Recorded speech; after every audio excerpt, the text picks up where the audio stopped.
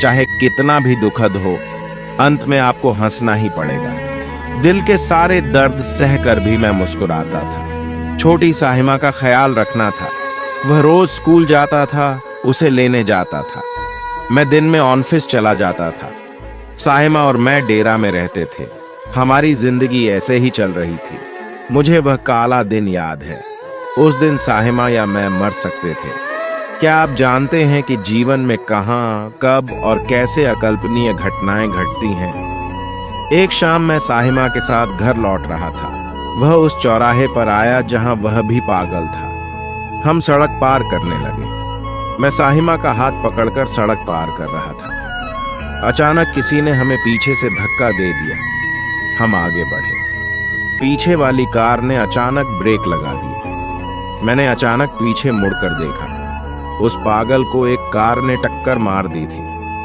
उन्होंने हमारी जान बचाने की कोशिश में अपनी जान की बाजी लगा दी। वह सड़क पर निढाल होकर गिर पड़ा। उसके सिर में चोट लगी और खून बह रहा था। यह सब देखकर साहिमा रोने लगी। मैंने उसे जोर से गले लगाया और चिढ़ाने लगा, रो मत बेटी, कुछ नहीं हुआ, मैं यहीं हूं, डरो मत। मैं उसे याद दिलाने की कोशिश कर रहा था। वह डरी हुई थी और बहुत डरी हुई थी। वह पागल जो भी था, वह आज हमारे लिए भगवान बन गया था। आज हमारे साथ कुछ भी हो सकता है, लेकिन उसने बचा लिया।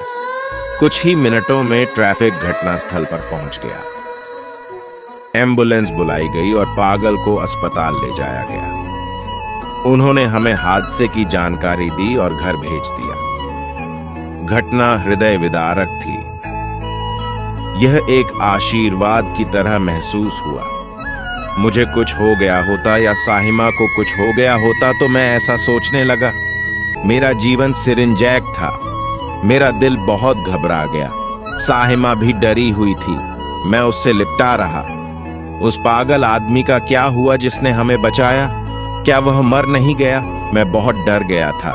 जब उन्होंने हमें बचाया तो उन्होंने खुद इस दुनिया को क्यों नहीं छोड़ा? मेरा दिल डर गया। उस रात हम सो नहीं सके।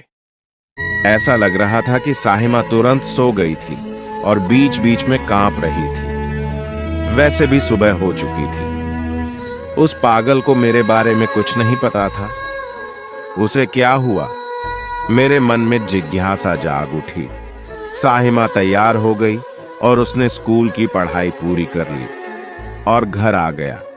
घर आने के कुछ देर बाद पुलिस चौकी से फोन आया और चौकी पर आने को कहा। कुछ देर बाद मैं चौकी पर गया। चौकी पर कुछ कागजों पर हस्ताक्षर किए और वहां से पता चला कि उस सिरफिरे को बियर अस्पताल के आईसीयू में रखा गया है। मेरा दिल थोड़ा हल्का था क्योंकि वह जीवित थे। वह मरा नहीं था। मैं नहीं चाहता था कि हमारी जान बचाते हुए उसकी जिंदगी खत्म हो जाए। मैंने ईश्वर को बहुत बहुत धन्यवाद दिया और हॉस्पिटल चला गया। अस्पताल पहुंचने के कुछ देर बाद ही उन्हें देखने की इजाजत दे दी गई। वह आईसीयू में बेहोश पड़े थे। सिर पर पट्टी, सूजा हुआ चेहरा। वह बेहोश था। वह जो हमेशा बेचैन रहता था, आज शांति से लड़ रहा था। यह जीवन और मृत्यु की लड़ाई थी। उनकी लड़ाई भी बहुत अद्भुत थी। यदि वह मर गया तो वह एक मृत लाश होगा और यदि वह जीवित रहा तो वह एक जीवित लाश होगा। उसके लिए जीना और मरना दोनों ही मृत्यु के समान थे। यदि वह जीवित भी होता तो भी मर जाता। कुछ देर बाद नर्स मेरे पास आई और पूछा, आप कौन हैं? मैंने कहा, कोई नहीं, कल हमें बचाते समय उसका एक्सीडेंट हो गया था। नर्स, मुझे उसके बाल और बाल काटने हैं, कृपया मेरी मदद करें। मैंने सलीम की ओर सिर हिलाया। इसे सभी के लिए नई कहा जाता था। चूंकि वह बेहोशी की हालत में था, उसका सिर बेकाबू हो जाता, इसलिए मुझे उसकी मदद करनी पड़ी। मैं उसका सिर पकड़ने लगा। नाई ने बाल और दाढ़ी काटी। मैं देखता रहा।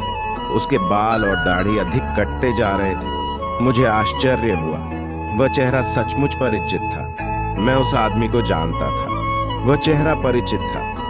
मैं एक चट्टान से गिर गया। जिस चेहरे से मैं दूर भाग रहा था, किस्मत ने वो चेहरा मेरे सामने ला दिया। मेरी आंखों से आंसू गिर पड़े। वह चेहरा अतीत से जुड़ा एक बड़ा और उदास चेहरा था। उसने मेरे पूरे परिवार को नष्ट कर दिया। वह चेहरा उस दुश्मन का था जिसने कल मेरे परिवार की खुशियां छीन ली और आज फिर मुझे और साहिमा को जीवन दे दिया। भगवान का यह कैसा खेल था जिससे हम भाग रहे हैं, वह हमारा पीछा कर रहा है। आज उसके चेहरे पर वह पुराना अतीत ताजा हो गया। दिल का जख्म कड़वा था। अस्पताल का काम खत्म करके मैं भारी मन से डेरा लौट आया। आज मेरा दिल इतना भारी था कि मैं खुद को रोक नहीं सका। घर आया, उसने अपनी बहन की तस्वीर सीने से लगाई और उसे याद कर रोया। वो बीते हुए पल एक एक करके धुंधले होने लगे। मेरी बहन 16 साल की थी, मैं 18 वर्ष का हूँ। ये पत्र देकर वह बैठ गई। मैं 12वीं की परीक्षा की तैयारी कर रहा था। वह गांव में थी और मैं काठमांडू में था। एक दिन चैटिंग के दौरान उसने मेरे फेसबुक मैसेज पर एक तस्वीर भेजी। उसी उम्र का एक लड़का, सुंदर दिखता है, पतला पतला। मैंने कटिहा का अनुमान लगाया कि यही वह लड़का है जिसे मेरी बहन पसंद करती है। उन्होंने पूछा, भविष्य का नाम क्या है?